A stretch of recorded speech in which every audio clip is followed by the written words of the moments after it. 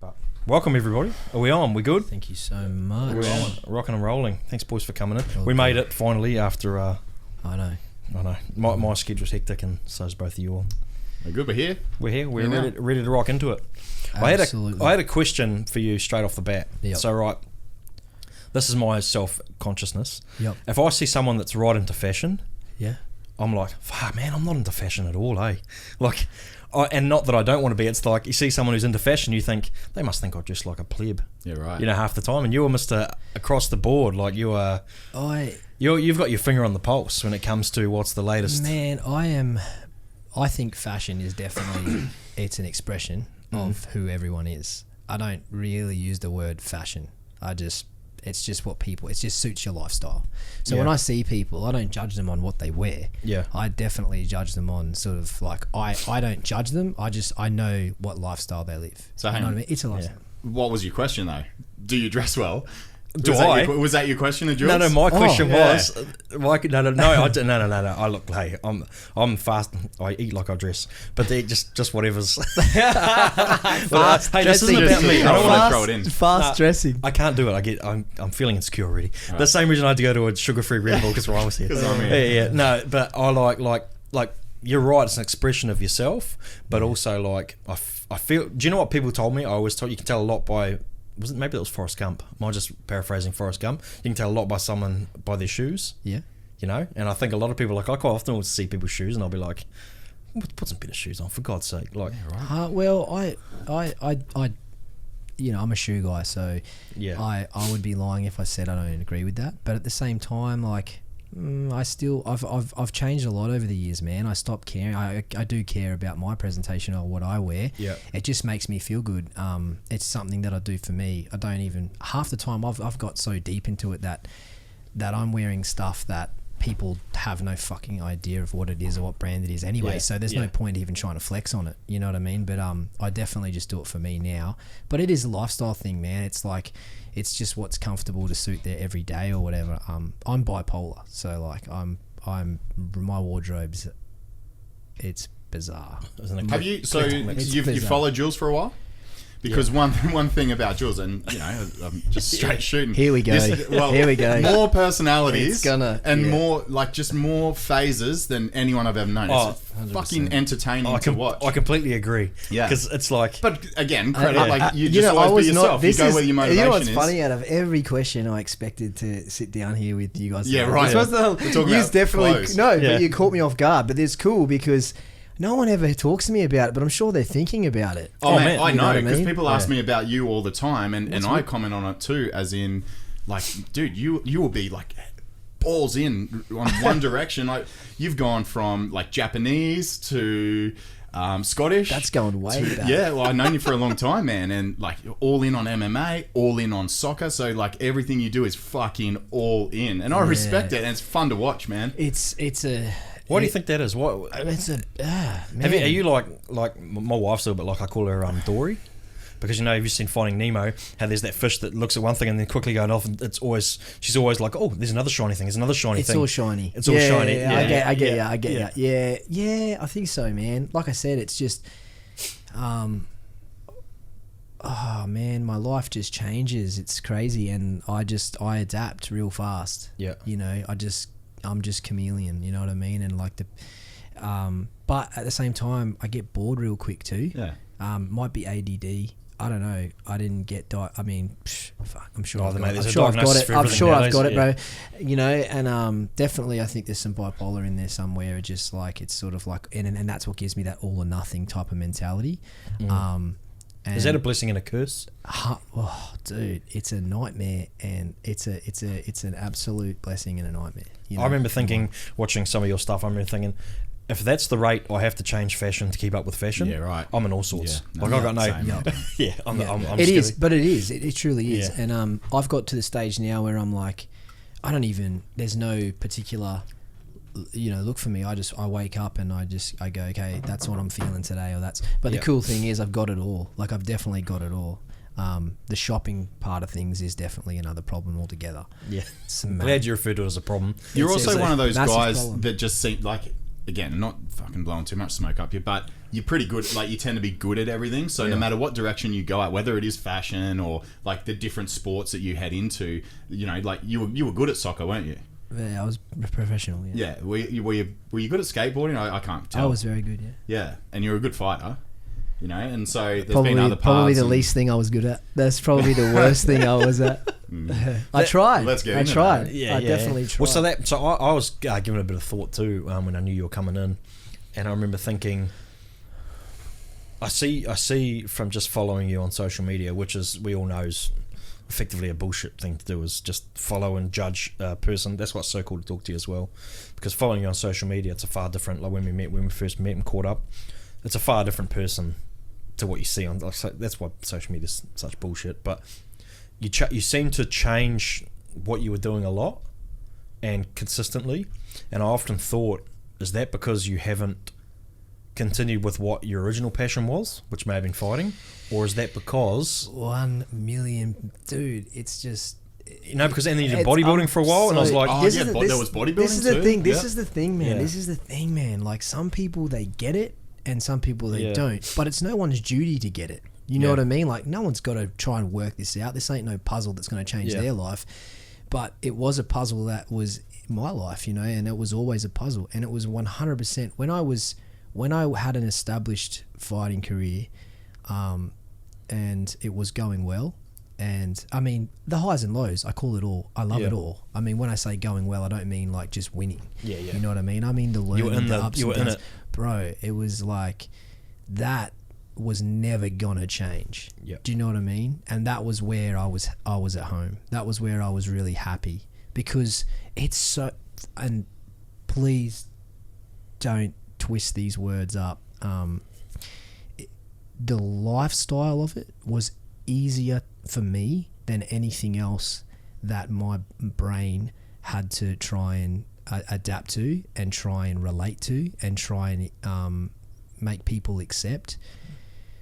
Being an athlete was so much more simple, you know, than doing anything else that I loved. And I loved tricky things, and I loved things that other people would never understand. The only thing that they ever understood, or that anyone ever really liked as well, that I could actually sit down and share with them, was being an athlete, and it was fighting for me.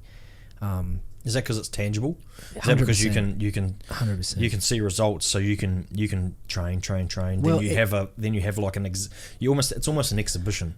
So you get to the fight and you go, Yes. here's what I'm showcasing. Yes. All of this previous. Well, you get 3-4 months. you get rewarded for it. Yeah, that's right. You know what I mean? So you lose and you personally- can go, well, maybe I didn't give my all on that 3 months, or I win and maybe like this is a direct.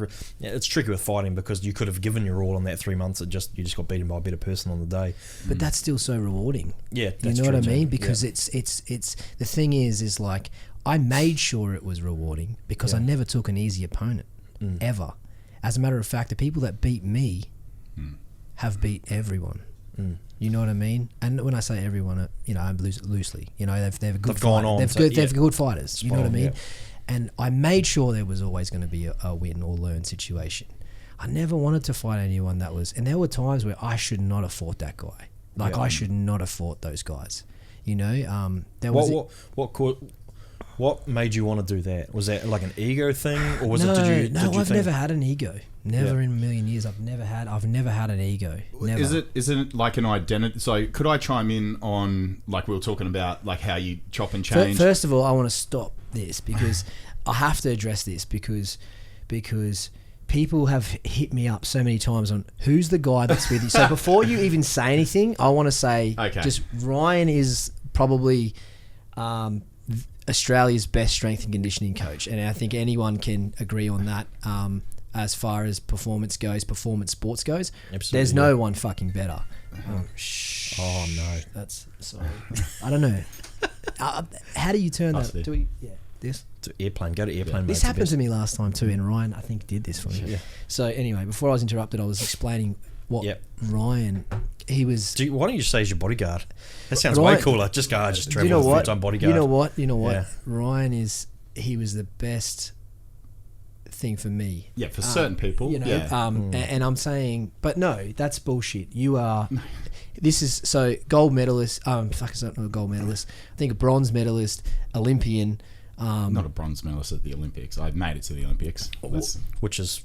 I seen a medal at your house. I've got medals. You got medals. Yeah. I seen a bronze. Yeah. And anyway, Olympian, great coach, and changed my career.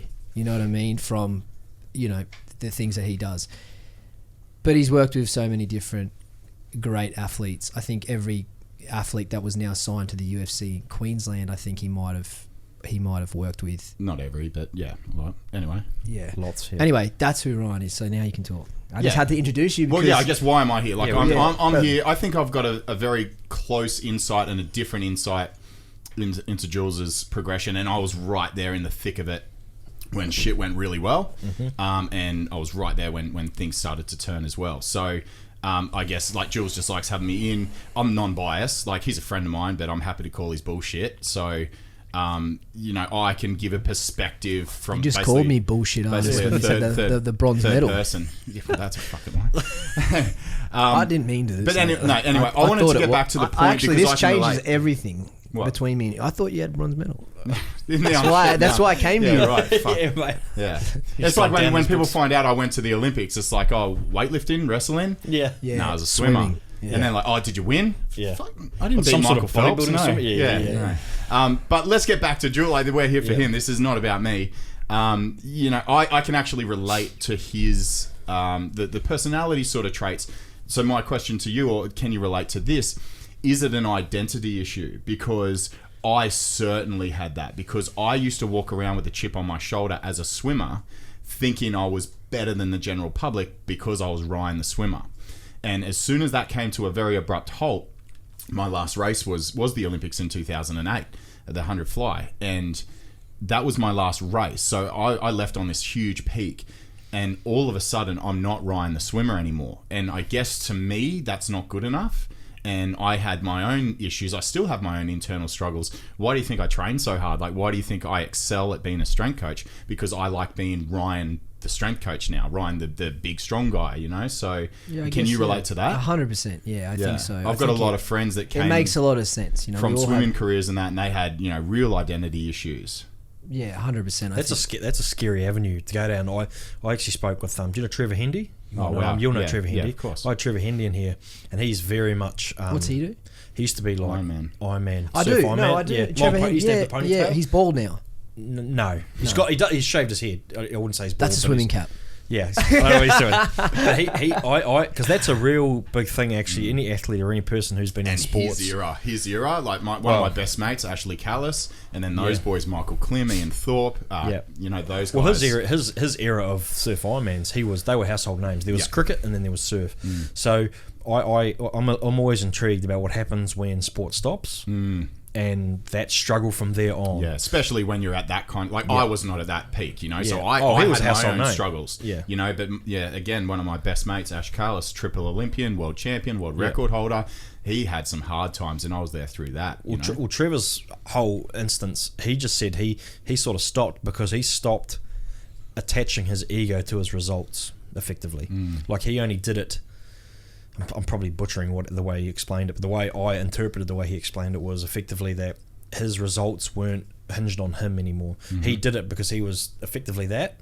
Like, he decided everyone's looking at me as this person, and then as soon as he stopped, it was more competitiveness. See, that's something that can be transferred. Not necessarily your notoriety, not necessarily who you are, like Ryan the swimmer, Julz the fighter. It's the ego that's attached to that, or necessarily the competitiveness. Because if you're competitive in that, that doesn't turn off. You don't just turn that off. You have to try and transfer that. That's why you become a good strength coach. That's why you change it into other aspects of your life. The competitiveness, he said, he changed because his ego wasn't part of it anymore. He didn't decide that there's a dog. That's not him. And there's a dog inside you that is attached to that ego that actually makes you perform. Well, that's why sports people become good business people, become good because they've just got to find a conduit to transfer that. And once you find that, then it's just like that. You're treating it like a sport again. You're training for business. You're training for something else. You're right. You're training. If you can transfer that competitive, if you can't, God knows what happens. You start, beating your kids at basketball in the backyard. Is that what you do with your business? I've had to try. Yeah. So a big thing, because I come from a sports background as well. I'm not as highly regarded as you two both, but I could never exercise, or I could never do anything unless I had a finish point. Like if I had a race to do, or if I had a competition to do, I'm all good. Like I'm as motivated as they come. If I don't have that, I'm notoriously like this. That's like so I deal with those people. I don't need that personally, but I deal with those people all the time that will only train if they have something to train for. And that's I was that fighter. I was that athlete, which is why I never ever was so great. I was never a great fighter because, and it's funny. I think I had so much natural ability. Yeah. But I think you need to mix hard work with ability. Natural ability every time. And I didn't. And that natural ability only got me so far. But I think you absolutely worked hard though. No, on and off in your periods. No. But that was when we met. Right. That was when I was ready. That was after my first loss. So which is that probably puts a 100%. That's a realization, isn't it? When you get a loss, 100%. You're like, oh shit. And I was kind of just sort of getting going. The wheels were just starting to spin, and so that's to a decline. So, like I spoke about earlier, that you, and this will probably get us to our eventual talking point too. Like your change of what you wear, what you're into, bodybuilding, this and that, it changes. Did you always feel like you couldn't follow through and that be your thing anymore because you left some biscuits on the table when it came to fighting? 100%. So you couldn't just go... Oh, I think, and you don't realise when it's happening, but you look back at it now, and now I go, absolutely, that's exactly what's going on. There's one thing is like an athlete, and like every athlete or every ex-sportsman, and I'm sure that's a lot of the people we're going to get, or every, let's just say, lover, at what they do, is tuning in and listening to this and watching this. Leaving something on the table, by choice, is one thing, but having to step down or stop doing something you love, it being forced upon you or being taken away from you, it's a different thing to deal with. It's well, it's not on your terms. Yeah. No, and it takes a long time. Like anyone who loves what they do right now, listening to this right now, anyone who's worked their ass off listening to this right now, anyone who's in the gym every single day, or whether be at work or running their business, anyone who's listening and has been in that position right now, imagine just like it just being told. I mean, just that's it for you. Taken away from you, which, I mean? It's crazy. It's a crazy thing. It's almost like, I mean... And it's a hard circumstance to relate to, because it's not like you bowed out from injury or something I'd rather, like that. For me, I'd rather have cancer. And I know the thing is like, that's going to hurt a few people to hear that. It's like, oh, wow. But no, I'm not kidding. The pain that I have inside myself, that I sort of... And I locked the doors to that, and I kept that inside me, and I never showed it. But what I had to go through was just, if someone told me I had to go through it all again, I'd rather die, 1,000,000%. And my mum would probably be upset to hear that right now, but I think deep down she knows it's true. And I've been begged by my family millions of times, even of late.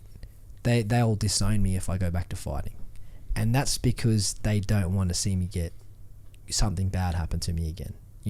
My mum doesn't want me to fight. My brother, my biggest fan was my oldest brother. I mean, crazy obsessed. Was our fight your last fight? No, there was Gustavo after that. Was that after that? Yeah, I thought that was before. No, that's the last one. Was right. Gus. Okay. Gus was the last one. But anyway, so what's going to hurt you fighting then? If that's, because like we can go into what happened previously, but you're like, aside from getting hurt fighting, like aside from that's hurt, not it. That's not what I mean. Aside from about. that, what's going to hurt you? Like what could hurt you? Because if you effectively come in, what am I trying to say? If you're going to be a brash person, like hype the fights, that's when you're going to invite. Well, the thing is, I stopped doing that a long time ago. So what are they afraid's going to hurt you?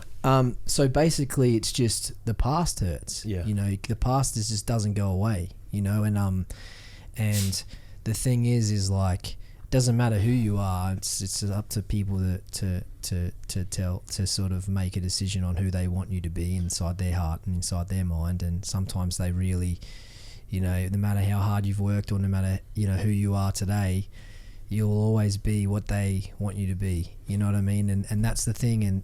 And I think that it is the social media aspect of things, like just being at and it's not so much me. It's not going to hurt me because I am going to fight.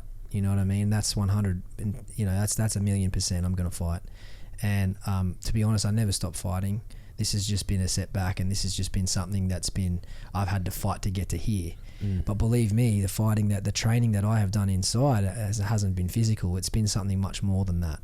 It really has. And there isn't any harder training that I've been through in the last 4 years. It's 4 years. You know what I mean? I'm still here today talking to you about it. Yeah. Should we quickly paint the picture just for the listeners that actually don't know, like, the timeline? Like, so what, you know, we're here to discuss something today. You know, we're talking about you coming back to fighting. Why is that such a big deal? Like, should we paint the timeline? So obviously this started with the Ben Ewan fight, yeah? Yeah. So why don't we paint the picture just for people that don't know your whole story and why it's such a big deal for you to come back? Why don't we get through that timeline? So there was a Ben Ewan fight. Talk about that. Or Jono, Jono, you talk about that from an outsider's perspective. Well, yeah, okay. So from my perspective, outside looking in, if I'd never met you, the way it was portrayed to me, to the general public, like I'm a fight fan, not an obsessed fight fan, but I'm certainly a fight fan. I knew who you were, and it was painted as the bully gets his dues, right? Yeah. And I often thought about that, and I remember thinking to myself, actually at the time, I was like, I wonder if he had not one tattoo. How that would have played out. How that would have played out. Because, and we probably it was off the topic perfect again. storm. It was a perfect storm. It was good. And it was good, and it was both a blessing and a curse, like we spoke about before, for you. And so, but from the outside looking in, bully gets his dues, ha ha ha. Yeah. Simple as that. Yeah. And, so, and Jules, well, you know, you explain so what how happened. did that go with day. you? Because we've spoken about it briefly. Yeah, but I mean, like, what do you want to...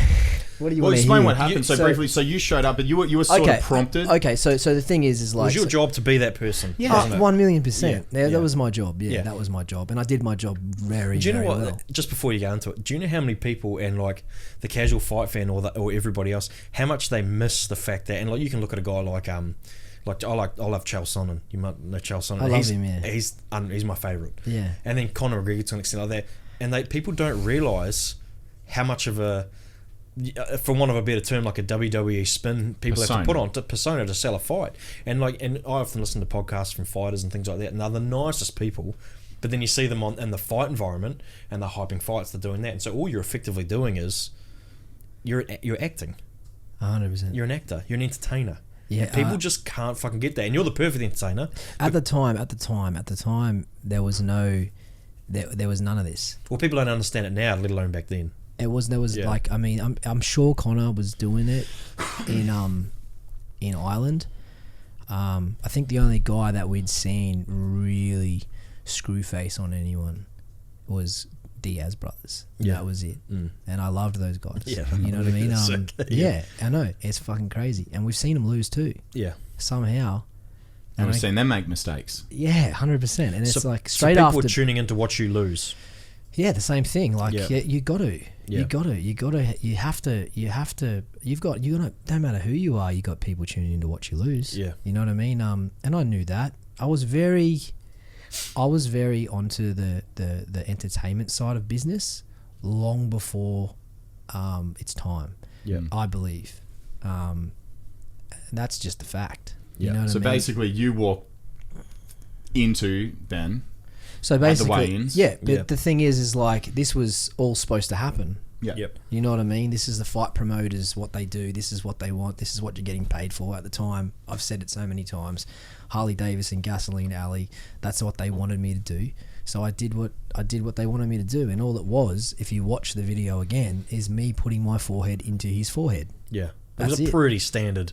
It's nothing. Face-off, it's like, nothing. yeah, it's yeah. nothing, Yeah. right? But I didn't just put my head into this like the thing is, he just looked like an Asian kid who I was bullying, but that Asian kid was there to bully me. That's what's the perfect scenario. Because he was the all-time, he was the all-time great athlete out of the two of us. Oh, he's gnarly. Yeah. Yeah. And this, at the time, no one knew who the fuck he was. Yeah. Even now, sorry to say it, but I mean, I don't know. I think only legit fight fans and legit athletes in the country know who he is. Or a lot of it's from that though. Yeah, that's right. That's right. Has that video helped him? Does he promote So the thing is like just the other day, and I was stupid, and I shouldn't have done this. But because I'm a sensitive guy. Don't know why. I don't know. I got a big heart. I'm sensitive. It breaks. Simple. So I went and looked him up just to see how he was doing. Like I was just looking him up to see how he was doing. And I looked him up and I was like, literally in the first bar of his grid, there I am. And then I was like, and then instantly like, I was like, oh, here we go. Like, how long ago now? 4 or 5 years? That was, that's like 8 to 9 years. What? Yeah, bro. The weigh-in? Yes.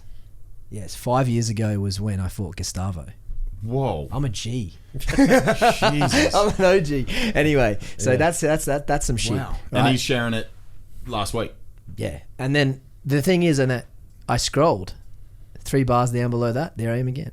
3 bars down below that, there I am again. I counted like 9 posts of me still to this day on a successful. He's fought in the UFC. Yeah. Do you know how many legit dudes he has bashed?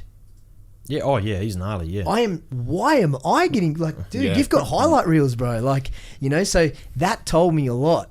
Yeah. And I was like, holy shit. The stupid thing I did was read the comments. And I was just like, fuck. I'm a dick. I'm a tattooed dick. You know what I mean? Yeah. Suck shit. You know what I mean? Stupid tattooed cunt. But that's, you know what I mean? Like the tattoos don't make easy you to do that. I know. It's not for you, for them. I know, that's but easy comment. It's annoying, but I did laugh. But I was more blown, and like, so what? Of course you're gonna do it. It's smart. I think he fights now for Risen or something like that. Rising Japan. Yeah. And but man, like, so yeah, it was a big deal. And you know what I realized in that moment? So I'm kind of glad I looked at it, but I realized this was all just marketing. This was selling. This was all a selling point. This was all about selling. Like you said, it's my own fault. I went in to sell the fight for these guys, but whatever. But I knew damn right I was in for a tough fight the next night. You know what I mean? Never did I dream in a million years that I was going to get clipped in like real early. Yeah. But there's a lot of details. I don't make excuses up. And for anyone that doesn't know, that's what happened. That's exactly what. Yeah, touch gloves. You got clipped. Everyone knows, Ryan. Yeah. How many views is a YouTube for the 2 people that don't know? 61. Sorry, everyone knows. Yeah. And the thing is like tattooed bully. And the thing is like, the craziest thing about all this is that, he's quite. For people out there that don't know the two of us, he's quite an arrogant. I feel maybe it's only towards me, but he's quite an arrogant. He's got that real American arrogant sort of college, mentality. You know what I mean? Is he American? Is he? Yeah, he's a bit of a because I seen him. I went to a jiu-jitsu tournament to support some friends not long after that. And I seen him, and he was sitting there, and I'm walking, and you got the whole integrated team, and Adrian Pang, and everyone sitting there, who are always like gentlemen, like Yeah. Pang's a fucking he doesn't say too much, man, but he's he always give you the nod, he's got that samurai fucking I'll respect you, don't mean I like you kind of thing. Yeah. And he just I said hello, and then I seen Ben, and I sort of gave him a hey. And he just like sort of shrugged me, like he like death stared me and kind of looked away, like I beat you, like still. Ooh, and I was like, bro, I'm just like I was like, what the fuck, man? Like, and the craziest thing was I got a bit upset, and I said to Jugs, who was I was with at the time, who was Full Metal Jiu-Jitsu in Burleigh, and I said, man, I want to fucking say something. And guess Jules, don't bother, man. Like just And I said, yeah, but the thing is, like on that night, after all that happened, I got all these upset fans in the car park. Like, they wanted to kill him. And, like, I'm talking, like, not my... I don't know him. Like, I don't have... I don't keep company like that. But, like all these, like supporters from out west and, you know, all these, like, full redneck hillbillies are out there in the car park. Like, I was there, like... For people that attach themselves to you. Yeah, and they were like, I want to get this guy for knocking me, sort of thing. And the promoter comes out back. It was Ben Livingston. It was his manager. Came out the back room to me, and I just got knocked out. I just had my belt taken from me, and I'm trying to regather what the fuck's going on. And he goes, Jules, can you escort Ben to his car with his girlfriend, because they're scared to go out there? Yeah. And I was like, I was so mad. I was so angry because this guy just came and just did his job, and you know. And people are upset, and I was like, what the fuck's the world coming to right now? You know what I mean? What the fuck? You know, this is how you're going to, you know, repay me. I've had the shittest night, and you're going to embarrass me like this wearing my shirt, you know? And I've gone out and I've told everyone. I literally said, "Oi, what are you, like, fuck off." I said, "Fuck off. Let him get to his car."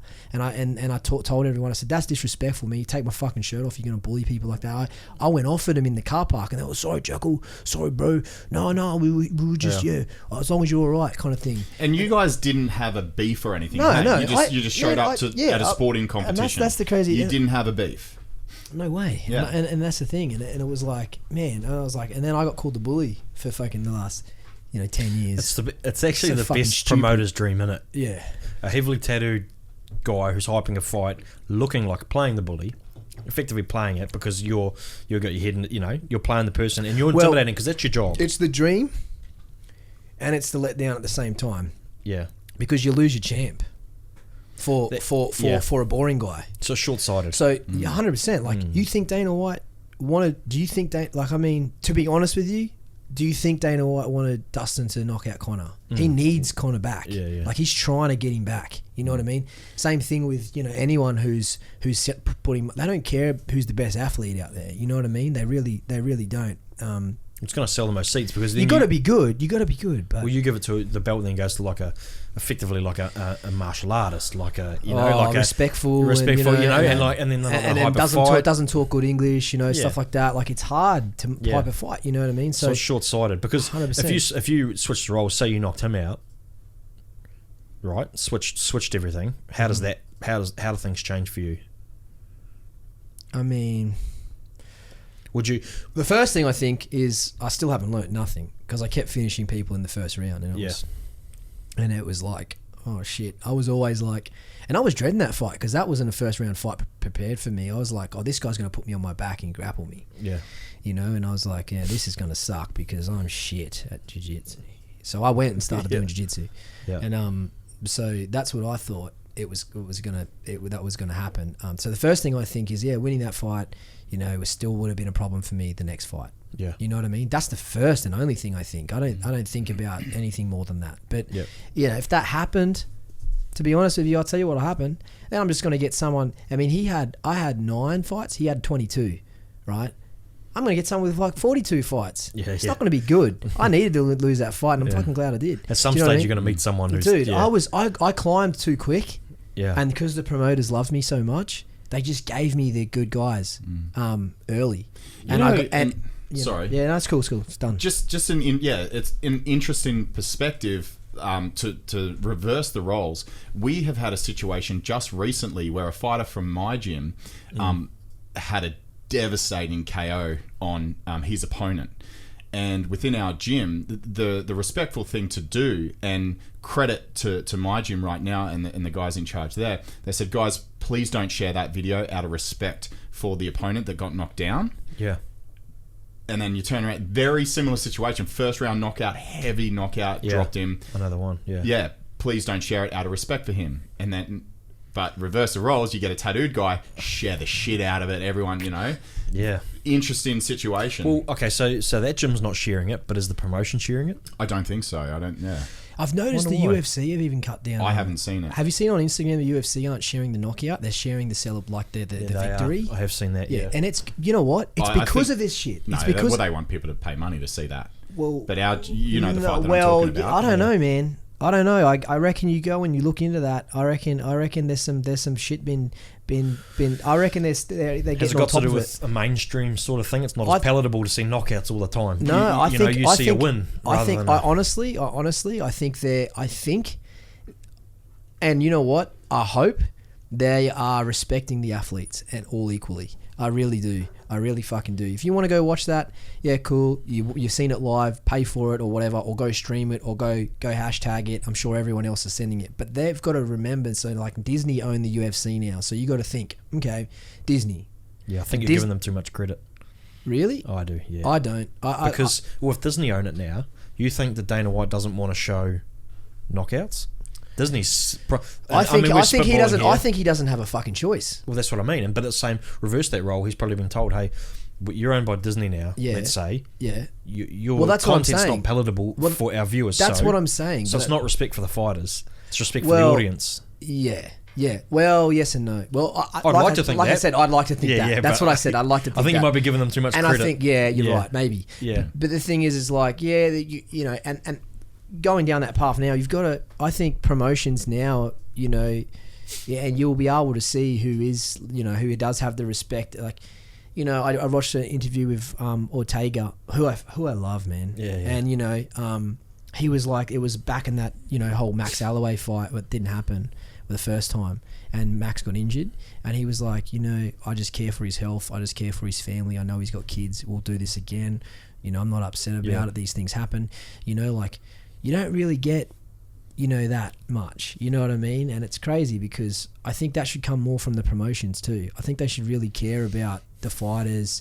you know, their well-being, and I think if you get that more, you know, I think that if you care about, you know, these guys more and look after them more, I think that you'll go a lot further with business. You know what I mean? To play devil's advocate though, how does that? They're with any business, your bottom line is what you've got to concentrate on. You know, and depending on the avenue, like we were speaking about before, with being the bear or the squirrel. If you want to invest all your time in making sure fighter welfare is taken care of, in theory, that should look after your bottom line. But it depends on what your focus is. If your focus is your bottom line and you're using your fighters as basically a conduit to make money, you choose which way. Which is what they are. But you know what I mean? Like, it depends on the person. 100%. It depends on the person. But what I'm saying is it's almost like they should definitely, because you're going to make, you can still get the message out there. You can still make the money. You can still promote the exact same way. You can still do all that. But the thing is like, you got to remember, people are forgetting one thing, man. It's a spectator sport, right? You got to look after the spectator, give them what they want. But there ain't no fucking fight without the fighters. Yeah. There is none.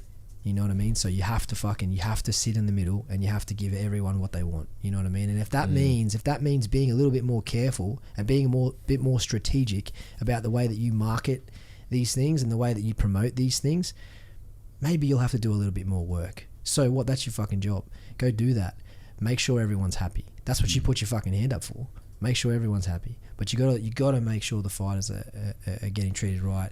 And the thing is now is like, it was easy in the old days because there was no social media, but now there is, and it's kind of like people can see the fights if they want to see the fights or whatever. But does the business have to, you know, does the business itself have to be the one to, you know, add to the pour the fuel on the poor cunt's fire who just got the shit kicked out. Like, here's a perfect example. Not Misha Tate, the Brazilian. Nunes. No, old one. Coria, is it Beck? Oh yeah. She shit herself, bro. Oh, did she? In the cage, right? Like, I think she got knocked out or submitted. Oh, anyway, yeah, she was wearing white trunks, right, tights. Fucking poor girl, you know what I mean? That's just an example. Never wear white. But the thing is, no matter what you're doing. But my I know what you're saying. Yeah. But my point is that, you know, there's still, man, these people are still humans, you know what I mean? And they're going out to battle, you know, and they're going out to war or whatever. Do you think a little bit of it is fighting is a selfish endeavour? Right, you have to be selfish if you're fighting. Of course. So promotions, I'm just playing devil's advocate here. I don't have a leg to stand on when it comes to it, but I'm just giving a counterpoint to what you're saying. You're dealing with people who literally have one person, as a fight promoter, you literally have one person in mind at all times, and that's yourself. And so they're dealing with those personalities at all times, and so they probably think, you know, I can sort of understand how fighter welfare isn't at the forefront. When probably some guys like who are more well spoken, who like care about things, they'll be easy to deal with. But when you get some brash people coming out that all they give a shit about is how much money they're earning and how much, you know, what you can do for them, it'd be hard to go start investing time and effort into them, or care at least. Yeah, I don't know. Maybe I'm not in that industry, so I don't know. Yeah, of course. Yeah. 100%. That'd be frustrating. 100% it would be. It's part of the business. It is. Once again, you put your hand up. That's what you want to do. You got to be good at it. You know, everyone else got to put in their work. Yeah. They got to be good at what they do. You're expecting from them. You're expecting the fighter to perform. Yeah, exactly I right. agree. So it's like, I agree. so you know, that's what I'm saying. It's like, man, these guys are very, very fucking capable of it. Yeah. Trust me. Well, let's bring it back to you in regards to where we were at with the story, the video. So the video's gone viral. You've got knocked out. Let's get back to talking about you. Then where do you go from there? Like, how was your life affected after that video? Man. Because you had another fight after that too. Yeah. We it just, I mean, long story short, and I've told this story so many times. I think in the last podcast we did with Jace, we spoke on this. It was just, it definitely, it went viral. So you can only imagine, you know, whatever you can imagine at home. Yeah, that's exactly how it felt. That's exactly what it, and plus more, plus worse. It went down. At that point in time, I thought it was the worst thing that could happen to me. Yeah, you know, so it wasn't. Funny that, But I thought it was the worst thing that could happen. How many views has the video got? I don't even know, man. 60-something billion or million. I don't know, man. I can't. Yeah. And what about on the like socially, like on the street, going and getting food, going and getting that? Did you get any repercussions from that? No, everyone's so nice to me in person. Weird, because you're a fighter and they don't call you out. And I don't you know what I mean? Like, yeah. It seems like something. Like if it was, say, it was a tennis player, I bet you'd get mouthed off on the street. But then people mind their P's and Q's when a fighter comes around. You know what I mean? Maybe. I think that's the case, people. But yeah, everyone was really nice to me, and like, I think local. I'm a very local guy, but locally, people really like me and you know, love me. If not, and I got a lot of respect where I'm at. So, people that know me, I don't really have any, you know, it was more so like, oh, that's, you know, that's fucked, but you know, that's what happens kind of thing. I didn't really enjoy seeing that a million times a day. Were you working full time, or were you fighting full time? I was both. I was working to fight. Yeah. Doing what? Barbering. Always. 22 years been a barber. Yeah. So, how did that? There was people coming in the shop all the time. I'm assuming. Yeah. Were you that? Are you? Yeah. Because you're a barber, you couldn't possibly be a fighter. Yeah. Can't be him. He's cutting hair. You're not very inconspicuous, mate. You can kind of pick you. No, but fighters are millionaires. They don't have jobs. Yeah, that's right. Yeah, exactly. Fighters don't, you know. So then how did the video on that affect your next fight? Yeah, so then obviously you got at the time you got promoters that want to utilize that, and promoters that want to keep that going. Everyone's like wants that clickbait. Everyone wants that clickbait, and everyone wants to be, I want that on my show. I had these idiots ringing me up, asking me to fight for them, and asking me to do the exact same thing again. No, I'm not kidding you. Yeah. Like you would, you just dismiss the devil advocate over here. Yeah. And that's it. That they were. And I was like, nah, man. Like, you know, this was, you know, that's been done now. So let's move on. And then also you got fighters that were expecting that too. So it's funny. Because you set a precedent too, you know. Yeah. Like if you're going to do that, and then you don't do that. And the thing is, people in the martial arts industry actually believed the video too. So I had gyms like, nah, he can't train here. Yeah. He's not. He's disrespectful to martial arts. Yeah. And it's like, oh, he can't train with us, or he can't come here, or oh, I don't want you training with that guy, or you know. And it's like he's crazy. That guy's crazy. Yeah. You know what I mean? He's from a he's a crook. He does this and he does that. Oh, he's an outlaw. Yeah. You know what I mean? Like I've heard the stories about him. Yeah. You know what I mean? So it's one of those things. It did affect me 100%, a lot. That's where a bit of credit goes to Jugsy, hey, because he took you in open arms. Oh, 100%. And that was immediately And after you. the new one, yeah. And you were one of them too. That was so you had a fight after Nguyen. I'm sure there's lots of people. And then I came in. Yeah, I'm sure there's lots of people that aren't silly, and I'm sure there is. I didn't meet many, but I'm sure there's heaps. And Jugsy was kind of like, man, you know, because I mean, he was someone who loved Japan and the Japanese sort of fight shows, promotions, I should say, just Japanese, and they're all about it. You know what I mean? They love that weird stuff, you know. So he was like, man, I know what was going on. I know it was, you know, fight promotion and rah rah. And you know, once again, I will remind everybody that at the time this wasn't happening. Now it happens every weekend, and we just think it's normal, and we just brush it off. As a matter of fact, we're let down if there ain't something good. That's the only reason why people watch the weigh-ins. Well, you transferred out of the fight industry though into the mainstream.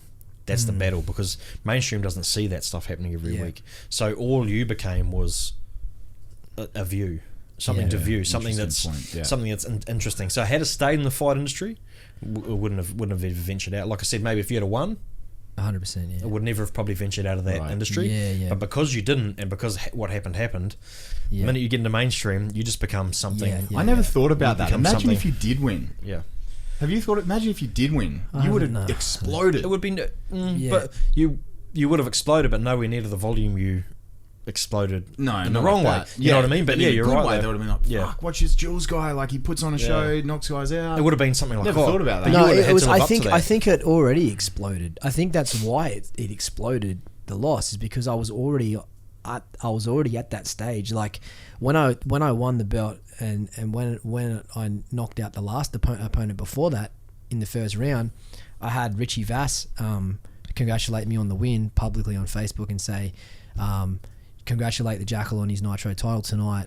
I'd love to see you in the octagon. I'd love to fight you.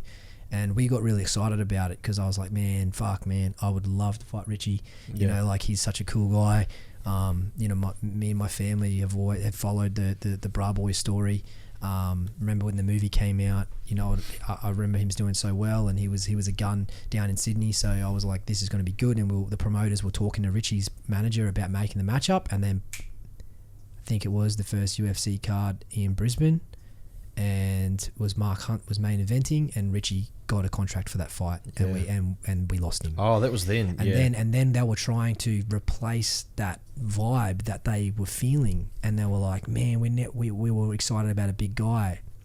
So then they found Ben, and who was currently, you know, training out there overseas, and because I was already built up on fighting Richie, who in my eyes was a way greater opponent. I was like, yeah, cool, I'll fight him then, you know. Did you? So you had a one. We're back into playing this, you know, alternate world here.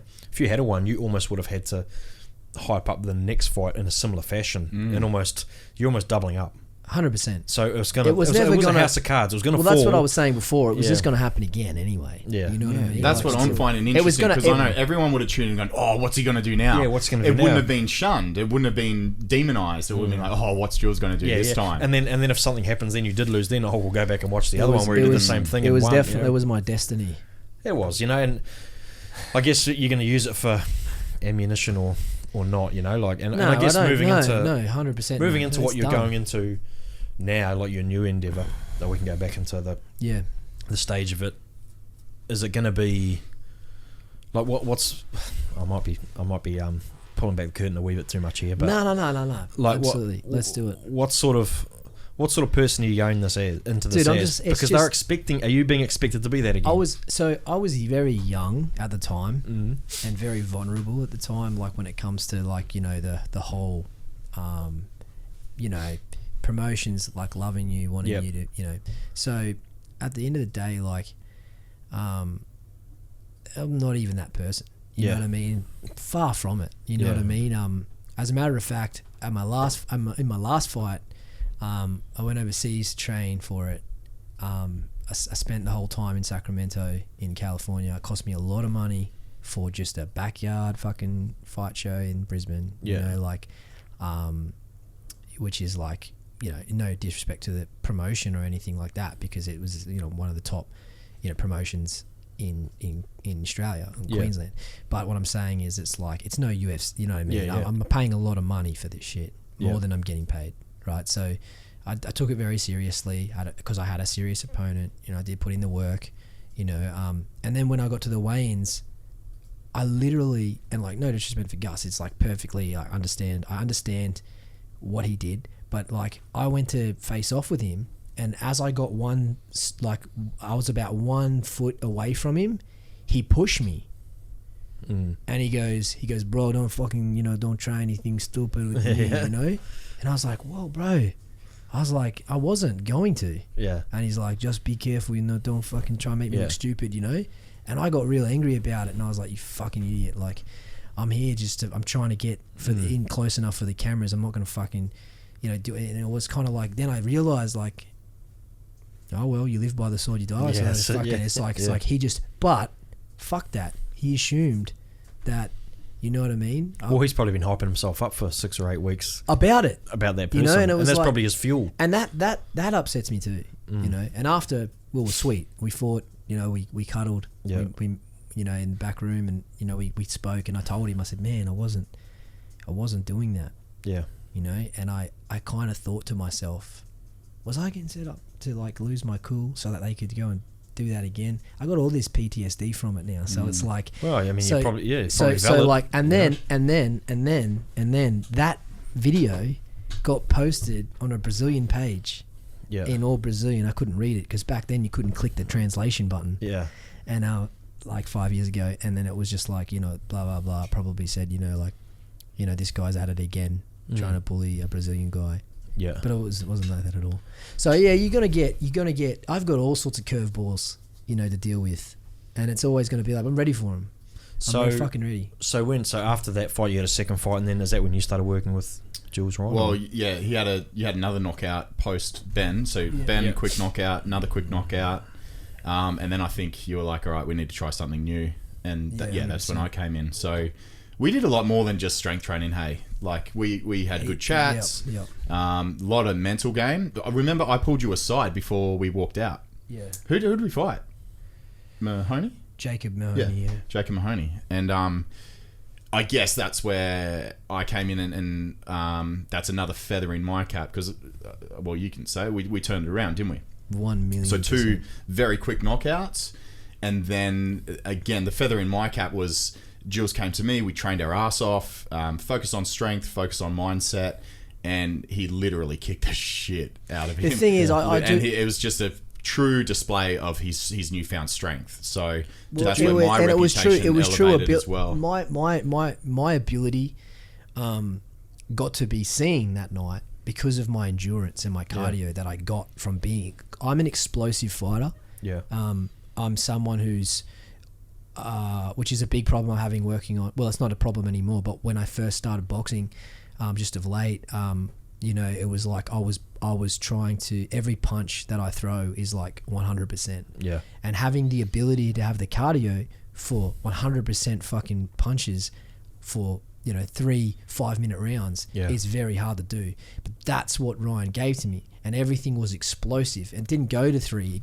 They went 2, but I could have done another 6 rounds. You know, and I knew it.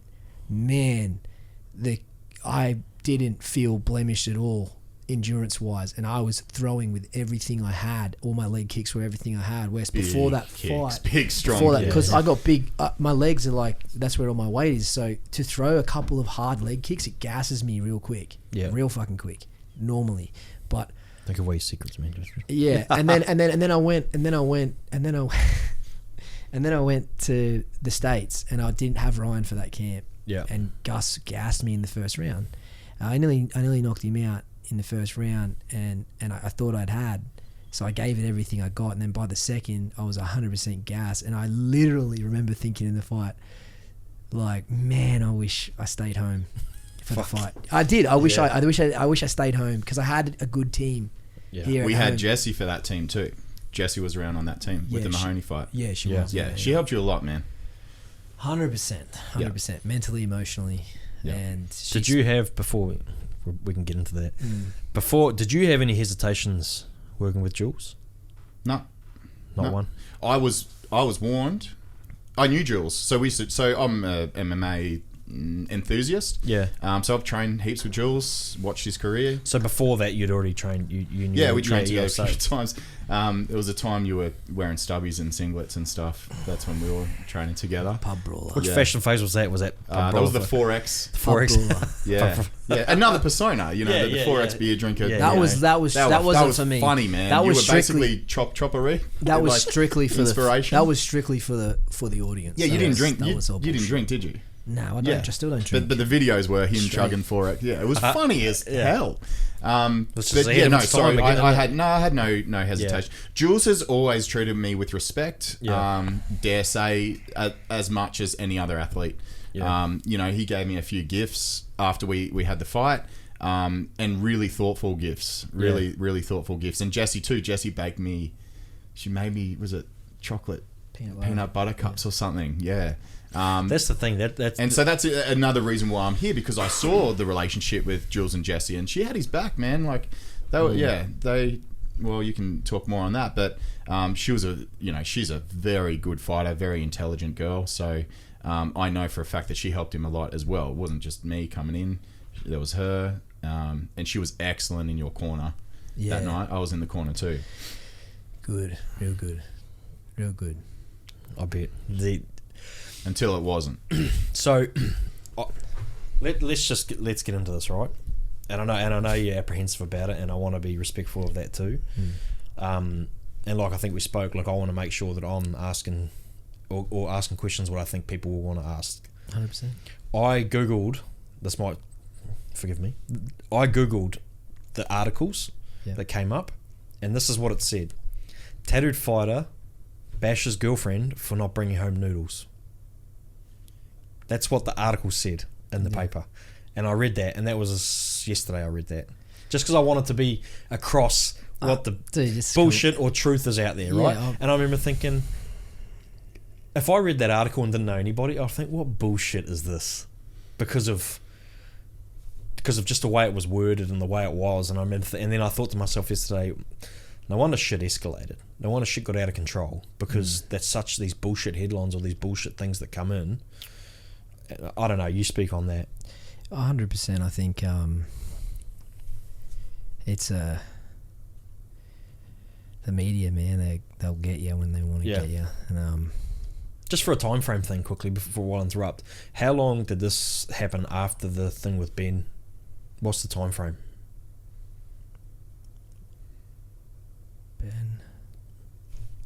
Couple years. You were saying that fight was back. Not you were saying 8 years years ago, and we're saying 5 years ago. So 2 or 3 years. 3 years. So max. A bit of time. Yeah, max. Yeah. So, because that I wonder how much of that escalated. Well, I mean, that kind of died as off. well. Yeah. Well, 100%. That kind of died off. That died off a bit. The Ben thing. Then that hit me. Yeah. So it wasn't. I didn't really get time off, you know, from the media. Well, it was the perfect scenario for the media, because you had form in that arena. You had something that they could look back on. You had a gift. You had videos. There's something that can be used as fuel for any fire. Yeah. Well, yeah. Any athlete, but yeah, definitely. Yeah. You'd be mad to think that if you go into Channel 9 database and type in your name, everyone's name, all those videos are going to come up. They've got that ready and willing. So when something comes with your name, they've got like a plethora of fucking videos they can choose from. Now we're going to spin this bad, we're going to spin this good. We're going to back them, we're going to brush them, you know? So basically what you're saying is the Jessie scenario escalated because he already had the bully mindset. Yes. There's no, and I agree, there's no way that the Jessie scenario would have reached the heights that it did within the media if the Newen video didn't There were two exist. things, in my opinion, that fucked you. Was that and your tattoos. Yeah, 100%. Two things. Take those two things away. Does it even make the paper? Yeah, I mean, does it even make? Maybe not. But anyway, really, it did, so yeah, it did. So anyway, I just wanted that's why we're here. I just wanted to make that clear. Like that's just the and that gives you an indication of what the media's like. But yeah, shoot. Where were we? You were sort of explaining your scenario on it. We went through like sort of like time frames. So it was 3 years after. Yeah, 3 years after, and the media would just. Are you asking me my feelings on it? What do you ask? Yeah. Yeah. So what I want to know is how it affected you, and let's use that Ben thing as a comparison, because you were oh man, you were tarnished then, and this one's dude, Ben was nothing on this. nothing on that. So this is like a whole nother. I'm still affected by it. Yeah. It still hits me. You know, it still hurts me every day that I got to wake up and explain myself to someone.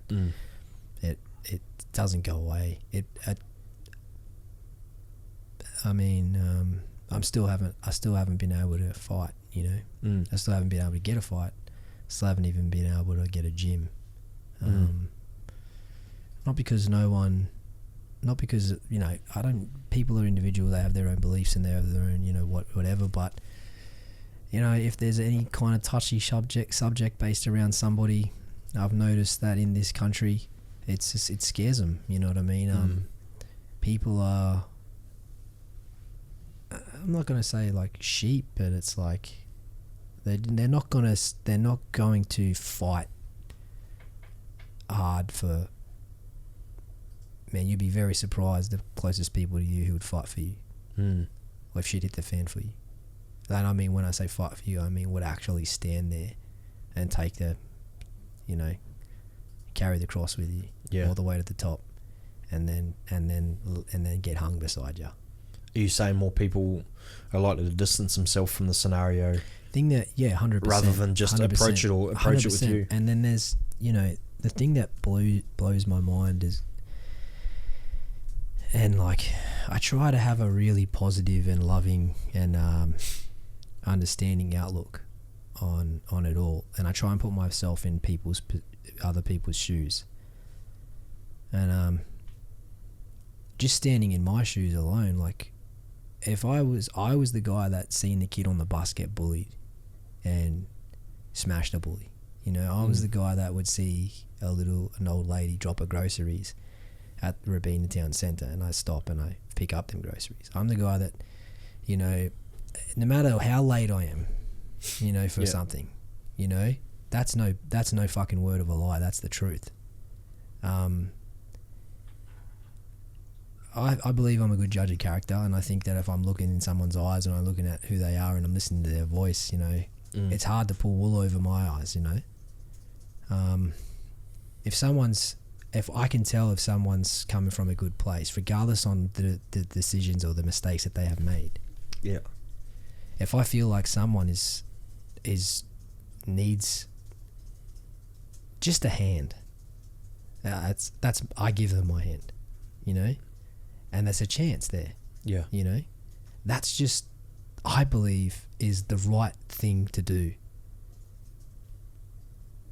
I mean, I believe in God. Those who don't may believe in karma. I don't know no matter what it is, whatever it is you believe in, there is something. If it's believing in yourself, believing in your upbringing, believing in your mother, you can't say you don't believe in that. So everyone has to have good in them. And the hand, you know, I think that everyone deserves that chance, and until you show them, you know, that these things are correct and you are wrong, everyone is a blank canvas, you know, to me.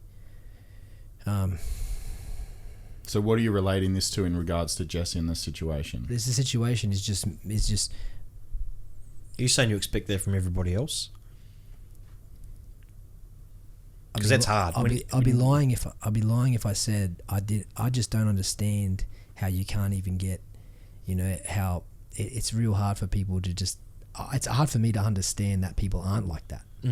It blows my mind. I've given up on it though, 100%. I just go and do my own training now. I do my own thing, you know. But that's expectation too, you know. Like because if that's the way you are, you're always going to be let down if you expect from other people, you know. Like I've learned that myself. Like my expectation is this will happen, this will happen, this will happen, and you're only putting, and me as a person are only putting expectation on other people. You're only ever going to be let down. That's my biggest issue too. I expect like say you showed up late here half an hour today. I expected you to be on time, but only because I expected that. and I'm let down because of what happened. But for those, he wasn't late. He was on time. Just saying. But you know what I mean? Like, that must be tough for you because you got these expectations of how you are to people, and if they're not living up to that, that's tough. Not anymore. But we're talking about then. Then, yeah. You know, and I gave up on it. You know. Well, there's no voice loud enough. No. To try and get your point through. Yeah.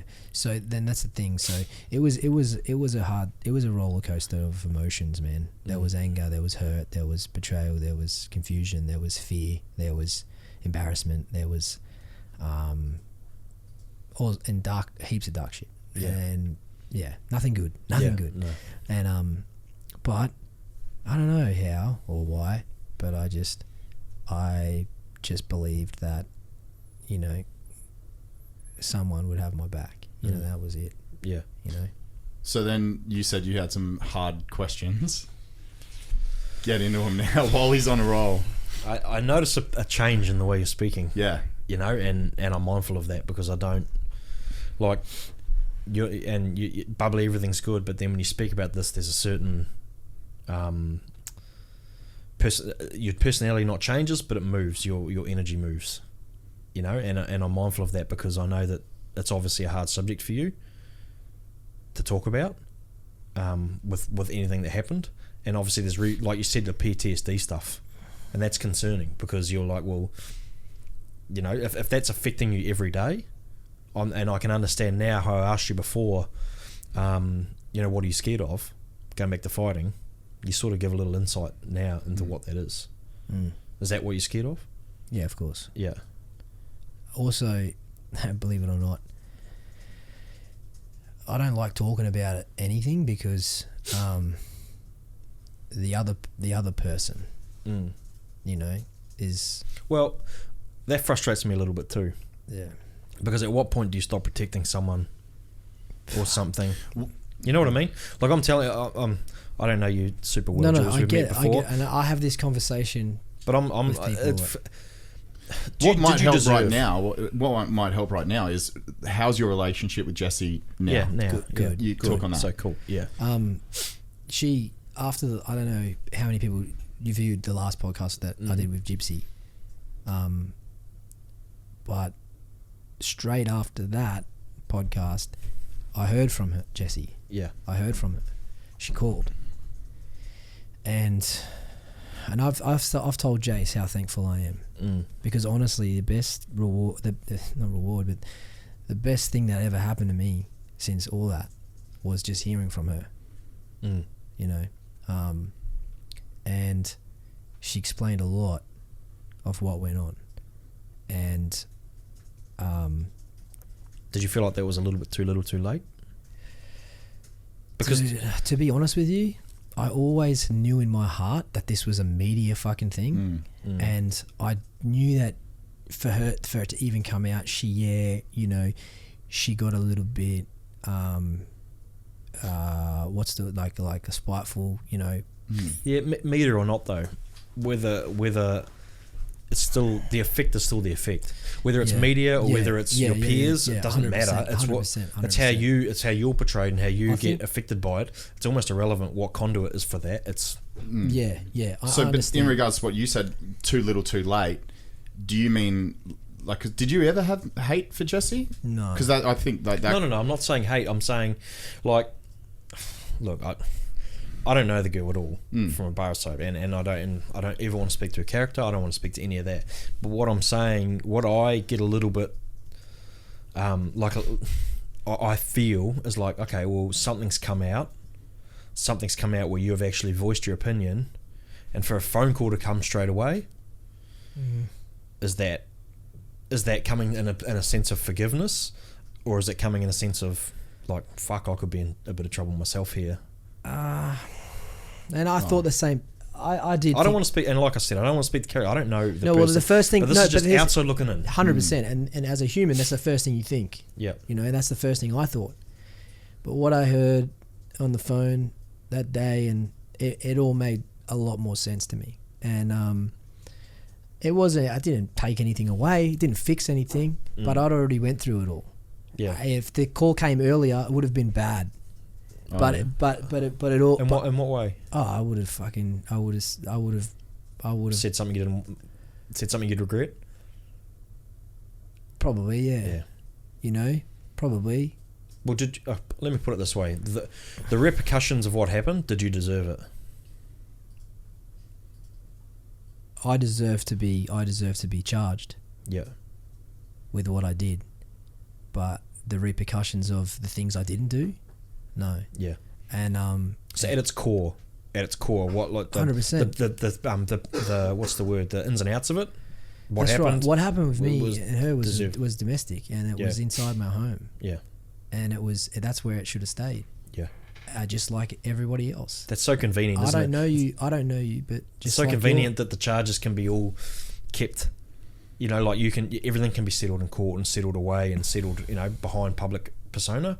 But the repercussions, they're ongoing. Well, you know what I mean? That mine was sucks. mine was this. I mean, when I was in court, and the judge was a female, and I served in the Magistrates Court of Newtown, Sydney. Yeah. A very, very, very, very, alternative area. Yeah. If you know the area at all, No, I don't. well, they don't tolerate that kind of shit there. No. And Well, I mean, you know what I mean. I know. Yeah, I do know what you but mean. what Yeah. I'm saying is, like, I was in the worst place to serve that I could have, you know, and here I am, and What happened that day? in court. Yeah. Well, the judge basically,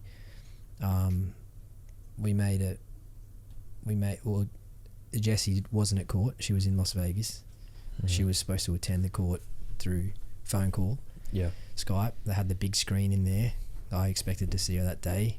She didn't answer that call that day, which she explained to me. She explained to me in the call when she called me of late, and explained to me why, and it was because of that reason. What reason was that? It was, She didn't want anything to happen. She didn't want the charges to be pushed through. She wasn't the one putting the charges on me. The police were. I was. Geez, I would have thought her showing up would have been the best way to solve that. Yeah. I mean, I know what again, I know, yeah. but again, It's easy for me to look from the outside yeah, looking in. but I mean, I don't know. Who knows the court system? You know, she doesn't. She's never broke the law. She's never done anything. Again, they wanted to distance themselves yeah, instead of having your back like something's, like it's yeah, always been. yeah. But I mean, in her defense, she tried to withdraw complaints, and she couldn't. They told her to piss off. Because after the night of this even happening, me and Jessie got back together. We were together. Yeah. This stuff that came out in the media came out 6 or 7 months after all that stuff actually happened. So what people need to understand is, like, this happened. We were in a relationship still. All those DVOs and shit got dropped. It was all bullshit. Yeah. And we were back together. And then later on down the track, we had a breakup, and I went overseas and started hanging out with another female, and then this came out. This guy did this, and everyone thought it happened.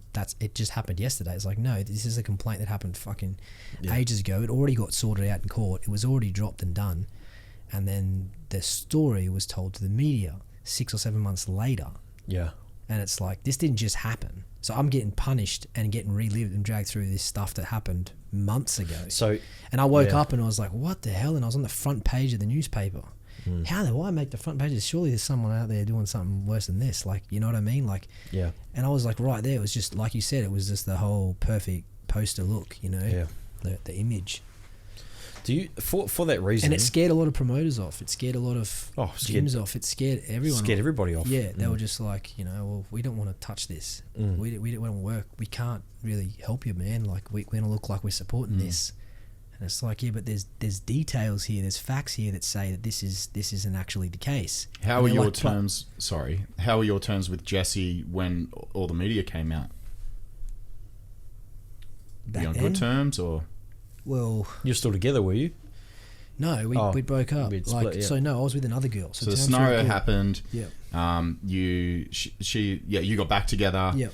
You both went your separate ways, and then when all this came out in the media, how was your relationship with Jessie then? I was angry. I was upset, and I think I reached out to her in a text message saying some nasty things, and then that was it. She was sort of, I think it scared her. and then she was kind of like, oh, like I don't think she realised it to be in the newspaper and all this stuff. Yeah. I think she wanted to go on some kind of MMA forum for a week, you know. So that's how it broke again, was through her. No, I mean, Yeah, you assume so. Yeah. That's like almost a way of looking at things in future. Right? It's like you can judge something or a scenario, but unless you know the true facts, no one really ever understands. After the last, time we spoke, it was like, I'm sorry. It was, that's not what she said to the media. She did admit to trying to hurt me or damage me in a little bit way, and she regrets doing that, and she's sorry for doing that, and she made a clear point of apologising to my mother and my family that had done nothing to help her, and whatever. I don't know if I ever told you. I hope she doesn't mind. She reached out to me too after our conversation on Gypsy Tales, and basically said thank you for being there for Julz. She was basically sorry that it all happened. Have I ever told you that? No, yeah. No idea. Yeah. So like, I know you're not making that up. Like, I've got a great relationship with Jessie, and she's got her training and everything sorted over there. But I'd be more than happy to help her out in regards to what I do as well. Like, I've always maintained a good relationship with her and a lot of respect. So even more respect after she reached out to me. I hope she doesn't mind me bringing it up. But yeah, the terms, I'll just say that the terms where she messaged me were very good, and thankful and glad that he's in a good place. Yeah, she definitely, and like, I'm blown away by even hearing that right now. She definitely had made it real clear that she was embarrassed and ashamed, and that didn't know how to touch base. My career's like, my life was bad, bad after that.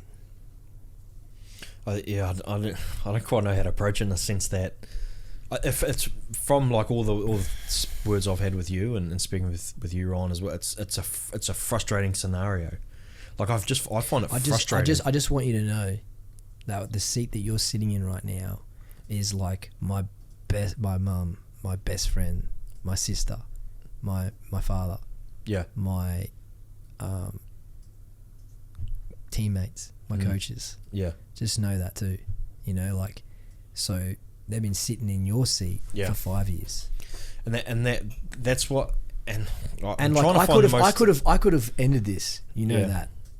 I could have fought, fire with fire. I accept that, and I guess the most frustrating thing for me, and I'm trying my hardest not to throw anyone under the bus here, but from a simple press release or a simple post or something, I know. It could have, and that's what frustrates me. I know, and I don't know how to. I know. I'm trying my best not to portray it from a point where I literally am. I don't know enough about the case. I don't know the ins and outs. I never met Jessie either, but I just feel like one post can almost solve so many things, and I don't know the reasons behind not doing it, but that's what I find frustrating, and I can empathise with friends and closest to you, where you just feel like going, fuck, what? Why can't we just have this one thing and it's all going to be sorted? Yeah. I don't know how you feel about that. I don't, no, 100%, man. I'm trying my best not to stand on anyone's toes, if that's what you're sort of getting from this. But it's a tough one, because I know... It's a tough one because there's repercussions. Shit still went down. Yeah, and that's true too. That's true. Yeah, but that's been dealt with. Yeah. And that's what frustrates me. The thing is like, it was dealt with, and, having... basically Jessie didn't turn up to court, and my solicitor had talked to the judge. They called it time out. They spoke, and the judge actually called me into a room. Right, I don't know if anyone knows how the fucking court system works, but it's bullshit. It's dodgy as all. And I got called in a room with my solicitor and the magistrate, right? And she said, Julian, we can't get hold of Jessie. Yeah. She said this. The cops are saying this. We're gonna make the what are they called? like the prosecutor looks stupid today and upset if we turn around and say everything they're saying is not correct. You have to take the rap for something here today. You can fight this if you want.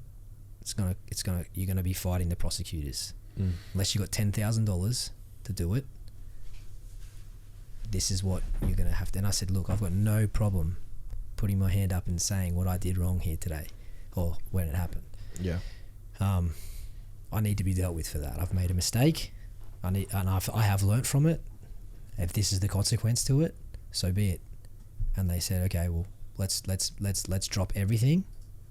Let's drop everything. And then you've got to plead guilty to putting your hands on Jesse. You know, and I said, okay, no problem. And at that point in time, I thought that this whole, and you know, I don't need to. You got two pro fighters who train in the gym every single day, sparring every single day, in a domestic dispute in the house, and there's some push and shove. Yeah. Okay, there's some push and shove. So at the end of the day, you know, when the neighbours got concerned and said, oh, you know, they called the police, and the police came. And once again, they take the police say, you know, Jesse, what's going on here? She says, nothing. And says, the place looks like a mess, you know. And then they take one look at this face and they go, righto, mate, you come with me. And that was it. There was no you know, and because I'm confident in how, you know, how respectful I am, and I consider myself rather intelligent when it comes to my rights. So I said, fine, let's go, you know. And that was it. And it was like, if no one's talking and no one's saying anything, they will try and figure out what's going on, and they'll make a report themselves. Take it upon themselves to. That's right. Yeah. So that's all this was. But the fact that the media get hold of this sort of thing, that's someone trying to upset someone, telling a bit of a tale, and that's what's happened. But I wore it way harder than anyone thought. So were the charges QPS versus you or Jesse versus you? The police put the charges on? Yeah, police, prosecutor, yeah. So the when you got offered, you know, you have to plead guilty today. If you'd have said no, and basically gone pled not guilty, it's a shame to think that you're probably guilty anyway. You know what I mean? Like if they'd have dropped all charges, you're already in the court system and fucked. So your solicitor, who you pay, is telling you to do this. Yeah. You need to plead guilty to this. Because like you fight this and lose, it's jail time. Yeah. And I had a fight coming up. And then it becomes, I didn't care. Tattered bully goes to jail. You know, like it's, well, they'll spin it somehow. Like it's just, you're not even, you know, you don't, you know. You just don't want to go to jail. Yeah. Well, it's just, man, your mum doesn't want you to go to jail, bro. Yeah. You know, like it's like no one does. No one wants to go to jail. So no, you know, so it's like, you know, just do the right thing. So it did, you know, and that's now I wear the stamp for that. But that's, you know, and I learnt from it, you know, and it's, you know, it's one of them things that, you know, you get put in these situations, man. And unfortunately, sometimes you got to make the mistake before you learn from it. You know, I'm sure a lot of people can relate. You know, like a lot of people have been in similar situation, and hopefully they learn from this conversation. It's not worth it, man. It's 100%. I used to do a little bit of work in prisons with my old job, and all they are is just normal people that have been caught.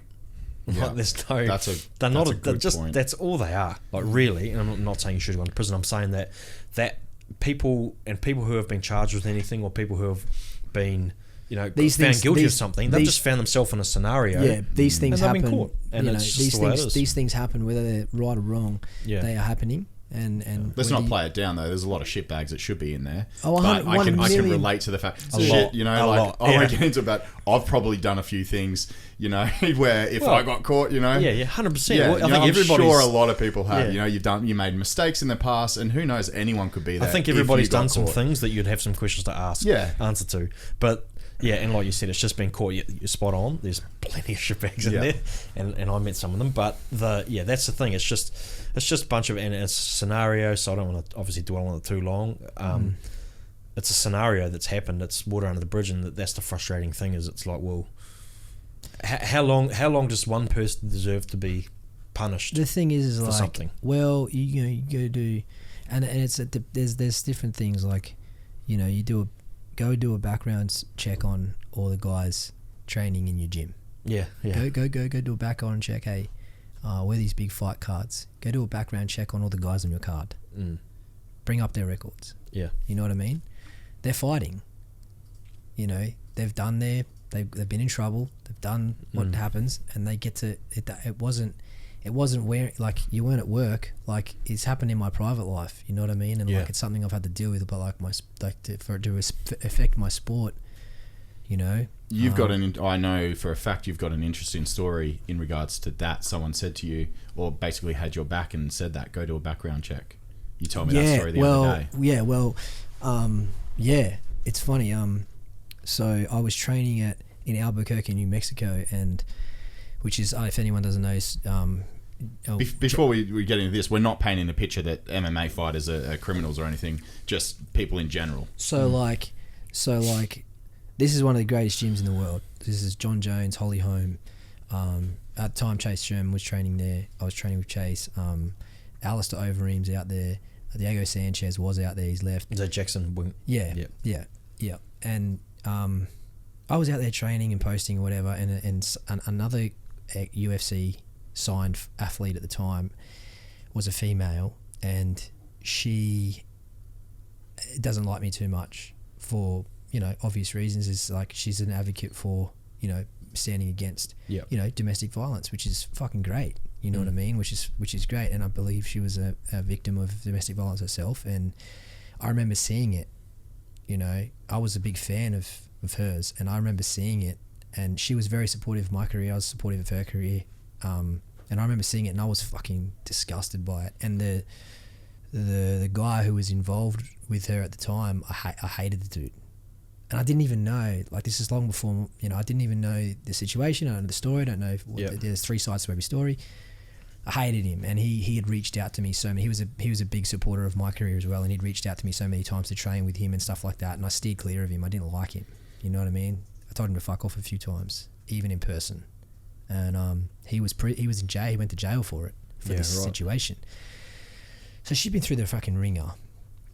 She's a great athlete, like super, like entertaining as all fuck. Like backs, like wears Australia on her back real well. Current world champion, current title holder, I think. In bare knuckle now, I think so. I mean, I don't know. Obviously, I don't follow the person anymore due to I got harassed by this person a bit, and because of only this, like I said, and I'm not angry about it. It is what it is, and she's only sticking to her guns. And there needs to be people like her. Yeah, there really does. So, yeah, she'd reached out and she tweeted, tagging Jackson Wink and said, which is Greg Jackson and Winkle John, who run the gym together. And she tweeted and she said, "Oh, can't believe this gym has this woman bashing, piece of shit in the gym. Is this how is obviously it's paychecks over priorities in that gym, and referring to you being there. I think of course, and she posted the photo of me and wrote it, in the tweet, and anyway, I didn't know this was going on because once again I had this person blocked, so I didn't just because I didn't want any negativity in my training camp. And it getting tagged in this sort of stuff every day gets taxing on you, right? No doubt, yeah. And I'm trying to focus on something, so I blocked it. So I had no idea this was even going on. Anyway, Greg Jackson goes, "Hey, Jules, come up to my office." And I was like, cool. I'm like thinking, fuck, what have I done? And I got in trouble for sparring real hard with this guy the day before, and we got into a real fight. And it got carried away. And funnily enough, it was over the same Ben 10 thing. Oh, yeah. Yeah. He thought I was trying to knock him out and I was doing like 60, 70%. And then after we got into this like full blown fight, you know, the coaches pulled us aside and said, what the fuck's going on here? And he's like, I know this guy's from the video. He's a fucking bully, blah, blah, blah. He was trying to bully me on the mats too, man. I'm not that guy. You don't want to do that to me. I'm not that guy. I'm like, bro, what the fuck? Like, I'm like, man, no way, you know, like. So anyway, so that's another funny story. But he brings me up to the gym, and I'm thinking, fuck, I'm in trouble for something here. And he goes, Jules, he goes, close the door. And I close the door. He goes, and this is Greg Jackson, you know. And he goes, I just had a tweet, you know, this is it. And he showed me, and I looked at it, and I knew the girl straight away. And I was like, man, why? Yeah. And I looked at him, and he goes, now, I've done some research. He goes, I've been on the phone all morning. He goes, I've seen the situation at hand here. And he goes, and I've read everything there is to read. Yeah. He goes, mate, I want to hear what you've got to say. And I told him a little bit, and he says to me, he goes, I wouldn't have called you in my office and have this conversation with you if I didn't think, you know, you're a good person. I've spoke to you many times. I've watched you train. I've looked up your background. I've watched your fights, everything. He says, I like you. You're a good guy.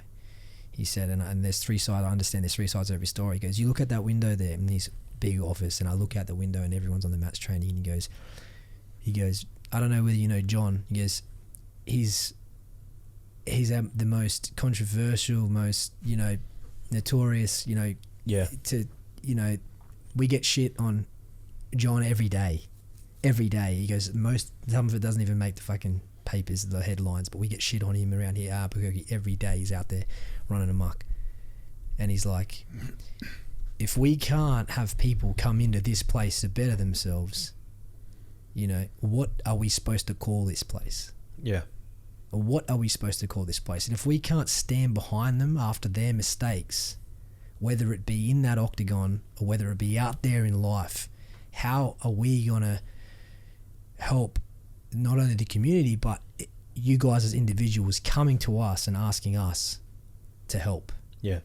That's something that gyms pride themselves on, right? People come and they walk out better than they walked in. Especially martial arts ones. Especially martial arts. This is no word of a lie. I started crying in front of him, and he got me some tissues on the table, and he said to me, mate, you go out there, and he goes, this is your home. I was living there at the time. I was sleeping there at the time, and he said, this is your home. You know, the boys here love you, and you train here and you're welcome in my gym anytime. You're on them red mats, you're there anytime you want, you come here. If anyone's going to close the door on you, he goes, you come here. And he goes, you know, and I was just to hear that from him, and no one's heard that story. No one. Only me and Greg Jackson know that story. Yeah, wow. You know? But that shows that, and he's spot on too. It's like, if you don't, like, God, if you do background checks on any gym, it's like there could be some salty characters. They're welcome to, but they should be there. They should be able to do that. I've actually... Don't fuck up. Yeah, but you get a chance, give them a chance. Don't fuck up. It's seek redemption. Because fuck, like, you'd have no... If everybody was squeaky clean... And if you slide it over... What's that? Oh, that's a tweet from Greg. Oh, wow. Yeah. Wow. How good's that? Yeah. Yeah. You know, and that's the thing is that, and I keep that. But that's spot on. That's spot on though. It's like, geez, if you can't, like, if you're going to persecute everybody you see for any sort of mistake they've made, it's going to be boring and pretty empty gyms and empty it's not even, life scenarios. Man, but it's not even that. It's about, it really is a warrior code. It really is the warrior code, man. It's about, you know, getting up after you fall. Yeah, spot on. You know, getting up after you fall and getting better and making mistakes and getting better. Yeah. You'd be mad to think that if you did go to another gym, people aren't going to be on a heightened thing for you to maybe make a mistake. Yeah. They're going to think, this person's got form in this industry, in this area. Not really, but you know what I'm trying to say. So they're going to be heightened, maybe more than someone else. The thing that made me cry is that, you know, there in front of, you know, one of my heroes, which is why I was there in the first place, was because no one in my own hometown, in my own home country, said that to me. I had my back, and I grew up with these guys and these coaches training me. Yeah. And they all turned their back on me. It's fair weather stuff, eh? Fair weather friends. That and it's like, you know, it was just crazy, man. I don't even know the guy. Yeah. And he's got internationals every day flying into that gym. Oh yeah, he's gnarly. And look at me. Yeah. You know, he had to make it. You know, he looked me dead in my eyes, and he said, you know, he goes, I've been in this industry my whole life. He goes, I know what I'm looking at. You know, I know when someone's, you know, lying to me. Yeah, yeah. You know what I mean? And so that's got to be helpful and motivating right now, because let's move forward. What's happening right now? Well, man, so much has happened. I put it off for so long, just the whole fighting thing, because it was Why?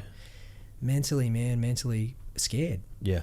Fucking So what we spoke about earlier, scared. PTSD, you know, all that, which Yep. I'm sure won't go away, but it was scary for me to put gloves back on or go back into a gym and then want to be able to take it further and know that I couldn't, and not have a reason why I couldn't, and not have a reason, you know, just knowing I couldn't, no one having any answers for that. You know, it was like, so I just stayed away and just went, oh well, this isn't going to happen. And it wasn't only until recently till I decided, no, you know, I'm going to fight back. You know, I'm going to get up again and do what I love, and you know, the door will open up for me. You know, Good on you, man. Yeah, you got my respect. and yeah, I agree. It's and also you get to a point in your life where it's like, well, at what point do I recently, it's funny, keep being a victim to this? You know, like You had my respect when you got back in the cage after Ben, and now you got it again doing this. Well, the thing is like, I had a lot of people ask me, and I used to laugh at them. They used to go, oh, are you ever going to fight again? And I'd go, no. You know, like, I actually forced myself to hate the industry and hate on the fighting and all that stuff, because it was easier for me. Yeah. You know? And like, fighters are fucked, and, you know, MMA Australia, oh, the promotions are all fucking boring. No one, I would make up all this bullshit in my head, you know, to make it easier for me to accept.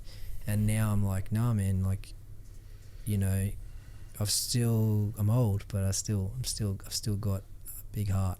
And What are you looking at? What kind of fight? What's happening? man, I do love MMA. I do. And there are some cards that I'm looking at. Some promotions that I would love to be a part of or love to fight on.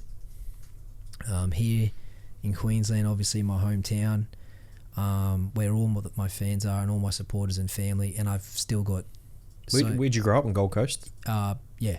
Gold Coast. Yeah. I got a lot of people that are excited to see me back at training, both on social media and in my family here and the Gold Coast. And now there's, you know, Fight Pass as well, UFC Fight Pass promotions. So that wasn't a thing, you know, when I was fighting. So I'm excited to see, you know, Eternal is looking like, you know, a really good, you know, I had a lot of experience with the promoter of Eternal, growing up as a young pup in the gyms. I know Eternal's a local MMA show on the Gold Coast. Actually, Perth as well. Well, yeah, biggest in Australia now. It looks Cam's done a fantastic job with that amazing, promotion. amazing, dude, crazy.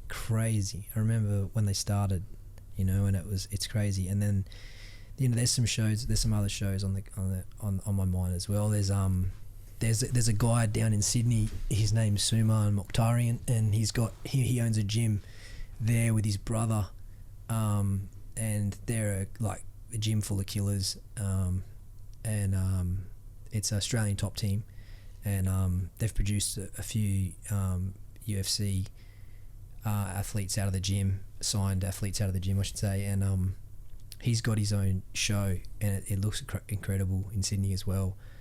Urban Fight Night, UFN, and they look like they're climbing fast, and like I said, man, you can see who's putting it back into the fighters and back into the promotion. They're taking care of their fighters and, you know, stuff like that. And for me now, I'm past the stage where it's not about money at all.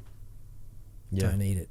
You know, just back in there, and man, love. It's all love, man, and that's the exciting thing for me, because I never ever wanted it so bad in my life. I never ever wanted to train so bad in my life. I never ever wanted to fight so bad in my life. I've never been just all I want to do is that. And that's all I've been doing right now. I've been training my ass off, and you know, put in my obviously when you hit rock bottom, you start to try and find faith in some hope, you know, and you know, I turned to God, and you know, I've put a lot of faith in the process and the plan and His plan for me. And you know, religion's a crazy thing for most people, but I mean, I think it just depends where you're at in your life and where you've been. And you know, I feel like He's, you know, right now I'm just putting in the hard work every day and making sure that, you know, I'm just there and I'm ready, and I'm just lingering around, just getting as ready as I can be for anything that comes my way. And I do believe that it will. I do believe. Have you got a time frame? ASAP. Yeah, ASAP. I'm. What weight? Funnily enough, man, I'm going back down to my weight. You know, I think. What's that in kilos? Bandy, I think it's 61 to 66, 62 to 66. And right now I'm standing solid at 90 kilograms. So that's only a post bodybuilding phase as well. Yeah, that's man, only a third of your, we got some work to do. You and I, we got some work to do. That's only a third of your body weight. That should be yeah. But I mean, it's been done before. I've done it before. Yeah. Me and Ryan have done it before. And I keep Ryan close to me, and I'm doing. I'm running on Ryan's program right now, strength and conditioning, and an eating program, and it's all working, and the weight is falling off real fast. And might have to get some of that program. Mate, he's very good. He's very work good. on And the gas tank too. Yes, the gas, and that all comes in time. But we've only just sort of, you know, the last 2 months been you know, focused. So. It's, you know, it's exciting because I'm so excited. I got an interesting. So I don't mean to take your job, but I actually just go thought to of it, an mate. interesting question. What would you say to the haters, you know, that want to see you lose? What would you say to them? Fucking tune in. Yeah. No, man.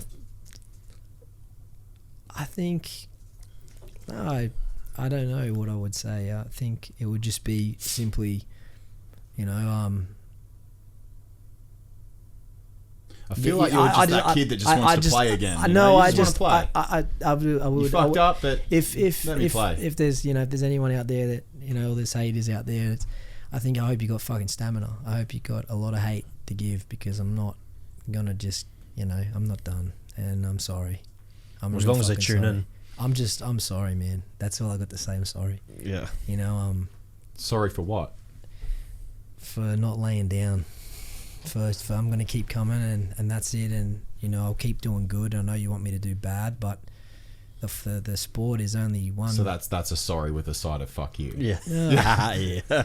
You know, I you know, it's just the sport. The sport is there, and, you know, you can. That doesn't determine me. That doesn't determine what I do in my everyday life. If I do bad in the sport, and I have done, you know, it's not everything to me. Like, I'm sorry if you're trying to hurt me. If that's what makes you happy, okay, well, I'm glad I can make you happy. But I'm not here to, you know, my life is much larger than the octagon, and I have so much good going for me that, honestly, like, I'm not, you know, just, it's not going to be enough to stop me, you know, from being good. Yeah. All around as a person. On a positive note as well, also you've just got to get your obvious stamina and your skill and your weight down and everything, but then the mental side of things too, that comes with that 4 years of 100%. anguish and everything that comes with it. You're bringing that back 100% too, which is only, you know, if used as a strength, 100%, will be a massive benefit to you. I think this will be a very emotional fight for me, and I think it'll be a fucking powerful night for me. And so gyms as well, dude. I'm gonna tell you right now. There is a lot inside me, man, and I'm trying. And believe me, I've got that side in me that will be merciless in there. It will be, and it's the only way I can express any of this happily, and that will be where I can yeah and believe me, man, I need a breath. I need a breath bad. It's a relief. I need it, and that's what I'm, man. Yeah. It's heavy stuff, isn't it? 4 It's years, gonna- Yeah. 5 I'm years. telling you. Heavy story, Yeah, man. yeah. I hope you do well. Win, lose or draw, man. I hope you do well, and I hope you gonna scratch enjoy- that itch. Oh, I'm You gonna deserve enjoy, to yeah. scratch that itch and 100%. take part. You know, you fucked up. You're sorry for it. Yeah, I hope you do well, man, and I hope this whole training camp. I hope we both work together well, like we always do. You've got my 100%. respect, mate, and I hope people respect you enough to let you take part. And That's the hard part, isn't it? You got to, because of the scenarios, you've just got to rely on people having their own minds, and that's a hard thing to rely on because people don't do that. But I think stories like yours and like I know you're speaking with Jason, you can only respect that. You know, like I can't, and you've pulled no punches here today. Like I told you I was going to ask you what I thought. 100%, and I didn't. Thank you.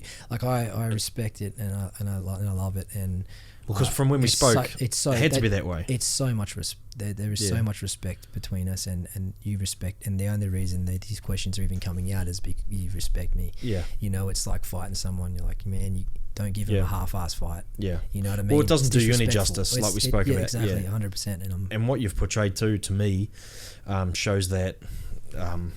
I don't want to dwell on the whole what happened, like remorse. I just want to. It shows that you've paid your dues, you know, and you've done your time, and it's affected you, and you've more than paid your dues for it. And now all you're asking for is just everybody to tune in and a fair go at the next crack. Because more than anything, a redemption story is great. I'm not asking for people to change their minds or opinions, or just change their change what the way they view it. You know, because 100%. if geez, people have done some bad shit and they get away with all sorts, but it's more just you coming back and being able to have a good crack at it. That's all I want. I want it just to be able to have the same opportunities as what everybody else has, because that's what really is deserved at the end of the day. No, I appreciate it. Thank you very much. Easy, man.